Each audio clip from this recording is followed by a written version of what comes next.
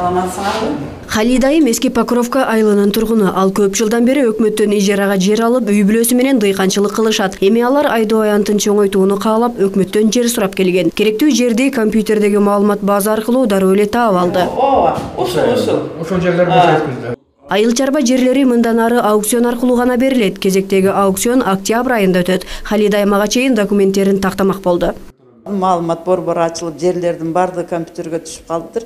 Компьютерден карап эле кайсы жерлер бошойт, канча гектар, кайсы ошо участоктарынан бери маалымат алдым. Айыл өкмөттүн бюджети негизинен жер салыгынан түзүлөт. Ошондуктан да жер маселеси талаш-тартыштын түйүнүнө айланган. Эми Кызыл Октябрь айыл өкмөтү ага чекит койду. Электрондук база түзүү менен атайын маалымат борборун ишке киргизди. Аны менен катар аймактагы жерлердин такталган картасы сызылып, 2020-жылга чейинки келечек планын иштеп чыгышкан. Бүгүн райондук жетекчилик, көз карандысыз эксперттер жана аймактардан келген коноктордун алдында аталган долбоор жыйынтыкталды.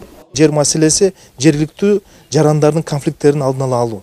Себеби дегенде биз билебиз, көбүнчө проблемалар, көбүнчө сот процесстери именно жер маселеси боюнча. Бул жер маселеси эмне себептен болот? Себеби ээси өзү болгон толугу менен укугу көрсөтүлгөн документтер колунда жок. Жоксом тиешелүү ошо бериле турган аукциондор мыйзам чегинде өткүзүлгөн эмес.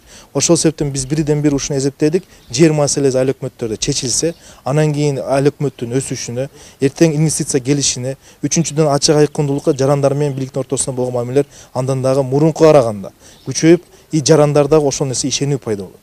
Бул стратегиялык документ биздин айыл өкмөттөгү ушул аппараттын кызматкерлеринин сапаттуу иштөөсүнө, калкка сапаттуу кызмат көрсөтүүсүнө жол ачып атат. Экинчиден, бул ушул долбоордун алкагында эң чоң жетишкендигибиз бул Ош облусунда биринчилерден болуп ушул сайт ачтык. Ушул сайт аркылуу Кызыл Октябрь айыл өкмөтүндө кандай маалымат болсо, ушул ар бир Кызыл Октябрь айылынын тургунуна, ар бир кыргызстандыкка өзүбүздүн маалымат бергенге мүмкүнчүлүк ачылды.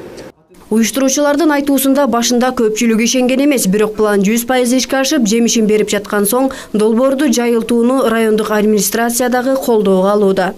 Ачык айкындуулук, анан айыл чарба жерлерин, кайра иштетүү жерлерин, фонддун жерлеринин эффектүүлүгүн жогорулатуу боюнча абдан жакшы проект болду. Ошондуктан буну Кудай буйрса бардык айыл өкмөттөргө жайылтабыз.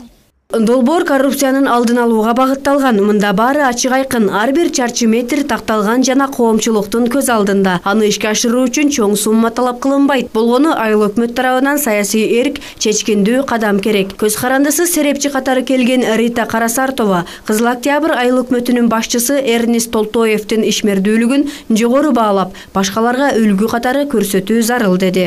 Мен аябай сүйүнүп кетип бартам да, мага башка айыл өкмөттөргө жакшы бир үлгү таптым.